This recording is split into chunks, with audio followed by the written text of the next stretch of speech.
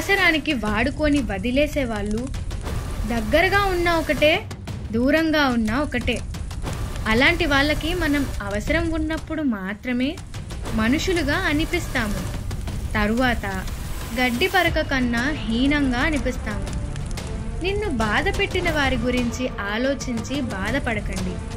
ఎందుకంటే అమూల్యమైన నిన్ను వారు ఎప్పుడో కోల్పోయారు. అన్యాయంగా ఒకరిని నొప్పించి నువ్వు పొందే ఆనందం కేవలం మూన్నాళ్ళ ముచ్చటే.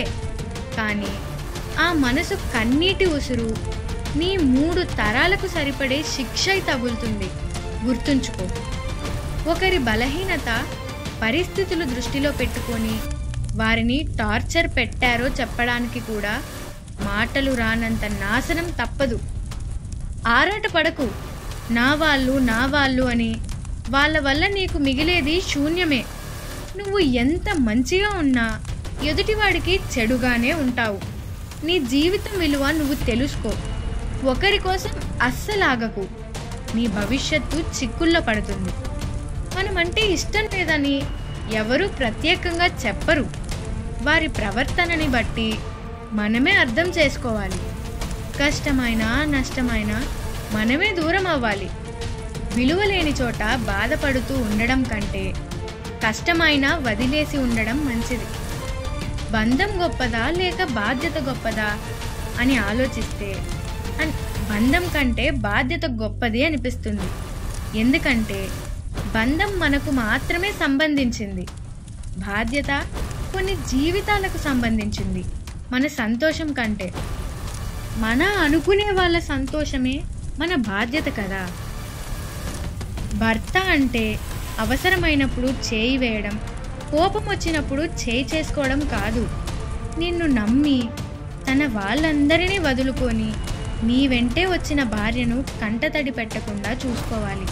అంతేకాని పెట్టిందే తినాలి, ఏమన్నా పడాలి, బానిసగా ఉండాలి అనుకోకూడదు.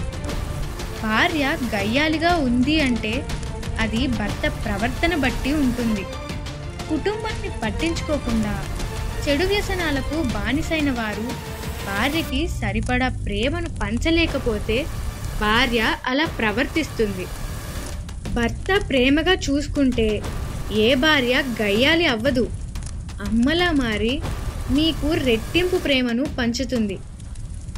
ఒకసారి అన్యాయం చేసి బ్రతికే బ్రతుకులు ఇప్పుడు సుఖంగా ఉండొచ్చు.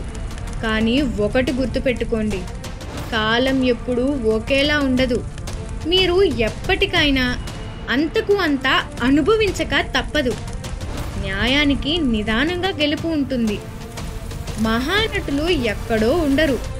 మన స్నేహితుల రూపంలో, బంధువుల రూపంలో మన మధ్యనే తిరుగుతూ ఉంటారు. వీళ్ళ నటనకు ఎన్ని నందులు, ఎన్ని ఆస్కార్లు ఇచ్చినా తక్కువే. అవసరం ఉన్నా లేకున్నా ఎప్పుడూ ఒకేలా ఉండు. అవసరం కోసం నటించే బంధాలు ఎప్పటికీ శాశ్వతం కాదు. మన మాటలు నచ్చనప్పుడు మౌనం మంచిది. మనం నచ్చినప్పుడు దూరం మంచిది. మన బంధం నచ్చనప్పుడు ముగింపు మంచిది.